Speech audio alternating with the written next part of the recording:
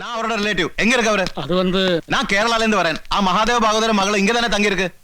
பரடோ சத்தம் போடாதீங்க. இது சத்திரமாகும். இங்க நிறைய பேர் தங்கிட்டு இருக்கு. நான் போய் கூட்டிட்டு வரேன். நீங்க இங்க வேண்டாம் வேண்டாம், நான் போய் பாக்குறேன். எப்படா ஏழு ഏത് കടലിനടി പോയി വിളിച്ചാലും സുബ്രഹ്മണ്യം വരും. തനിക്ക് എന്നെ ശരിക്കും മനസ്സിലായിട്ടില്ല. நீங்க போங்க சார், நாங்க ரிலேட்டிவ்ஸ் ஆக்கும். போங்க சார், ഇത് ഫാമിലി മാറ്റർ. ഇനി എന്റെ കയ്യിൽ നിന്ന് രക്ഷപ്പെടാന്ന് കരുതണ്ട. അപ്പൂപ്പനും മോളും ഇന്ന് എനിക്ക് രണ്ടിലൊന്നും അറിയണം.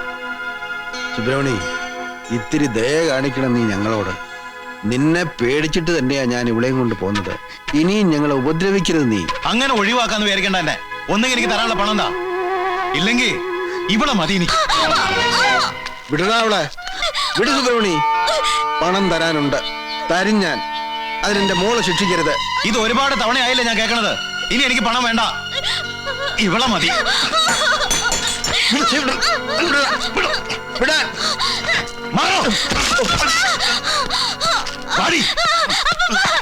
എന്താ എന്താ പ്രശ്നം? പ്രശ്നമൊന്നുമില്ല, ഇത് ഞങ്ങളുടെ ഫാമിലി മാറ്റർ. എന്താ കുട്ടി?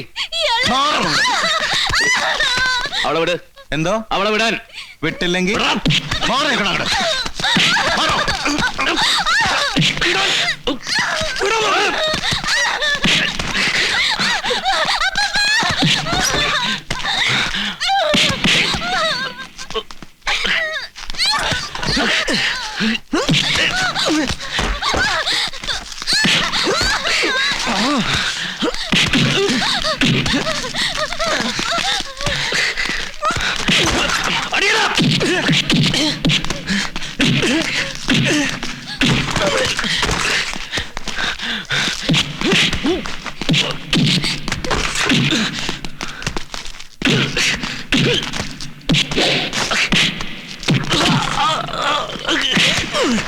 അടിക്കുമോ കേട്ടോ?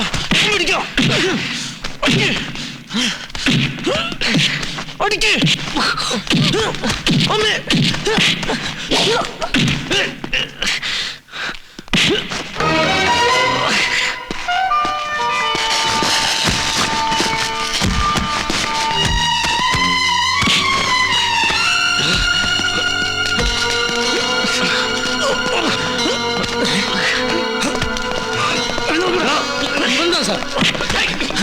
என்னடா தகராறு பண்ற?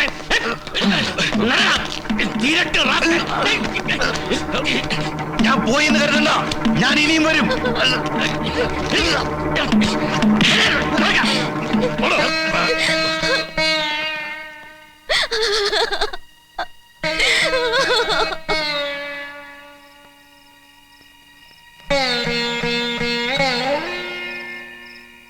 ഓടുക ഞാൻ എൻ്റെ കുട്ടിയെയും കൊണ്ട്, ഈ ദുഷ്ടനെ പേടിച്ച്.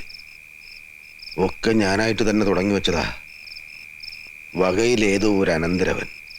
എന്നിട്ടും ആവശ്യത്തിൽ കൂടുതൽ സ്നേഹിച്ചു, സ്വാതന്ത്ര്യം കൊടുത്തു.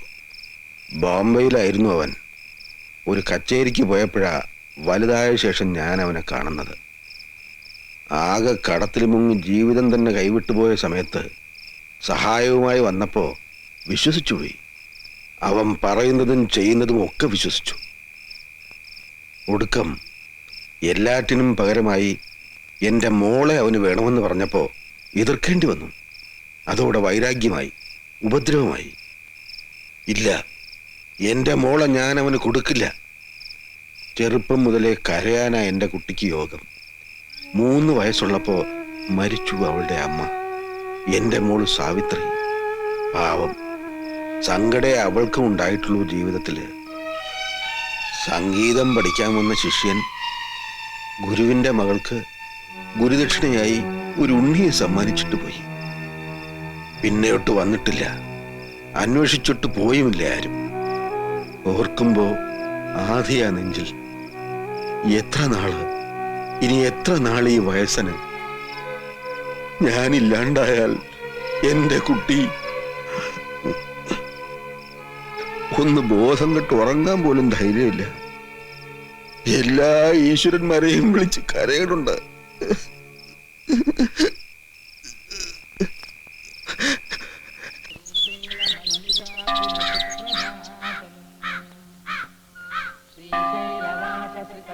സരോജവാസ जगदीश परमेश महेश ईश विश्वं विभाति विनयावनतोत्तमाङ्गम् श्रीमल्लिकार्जुन विभो तव सुप्रभातम् गौरी शिरोजवलिता गिरिमल्लिमाला कृष्णाचरध्वशकलाकलहं प्रबाला ताराश्चराचर അപ്പൂപ്പാ അപ്പൂപ്പാ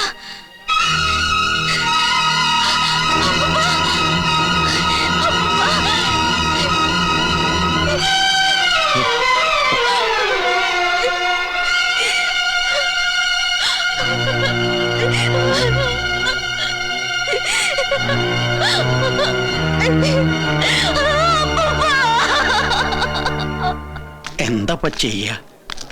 നാട്ടിലേക്ക് കൊണ്ടുപോവാച്ച ഒരു പിടി മണ്ണ് പോലും സ്വന്തമായിട്ടില്ല അയാൾക്കവിടെ. ബന്ധുക്കളാരും ഇല്ലാത്ത സ്ഥിതിക്ക് നമ്മളെ ഉള്ളു വേണ്ടതൊക്കെ ചെയ്യാൻ. என்ன வேணும்னு அந்த பொண்ணுகிட்ட கேட்டுடலாம். இங்கே கிரிமேஷன் பண்றதா இருந்தா அதுக்கு வேണ്ട எல்லா ஏற்பாடும் நானே பண்ணி கொடுத்துட்றேன். അല്ല, നാട്ടിൽ കൊണ്ടുപോയിട്ട് കാര്യമില്ലെങ്കിൽ ആ കുട്ടിയോട് പറയാം. നമുക്ക് ഇവിടെ തന്നെ ആകാം. എന്താ മുത്തച്ഛ?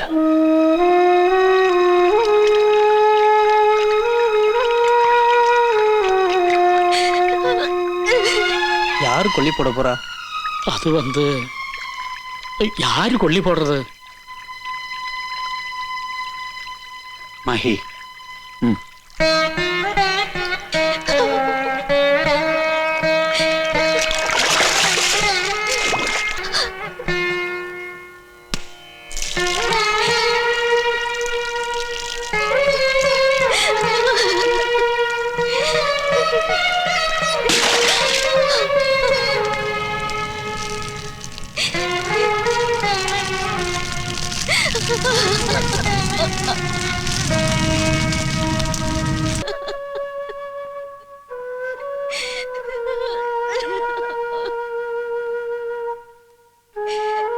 വിധി ഒക്കെ വിധിയാണെന്ന് കരുതുക.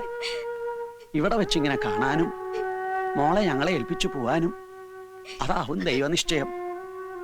മോളെ ഒറ്റയ്ക്ക് വിട്ടിട്ട് ഞങ്ങൾ ആരും പോണില്ല. മോൾക്ക് ഞങ്ങളുടെ കൂടെ പോരാ നാട്ടിലേക്ക്. ആരും ഇല്ലാന്ന് വിചാരിക്കണ്ട. നീ ഞങ്ങളെ അന്യരായിട്ട് കാണുകയും വേണ്ട. മുത്തശ്ശനും മുത്തശ്ശിയും ഏട്ടന്റെ സ്ഥാനത്ത് ഞാനും എല്ലാവരും ഉണ്ടാവും മോക്കുന്ന മുതല്.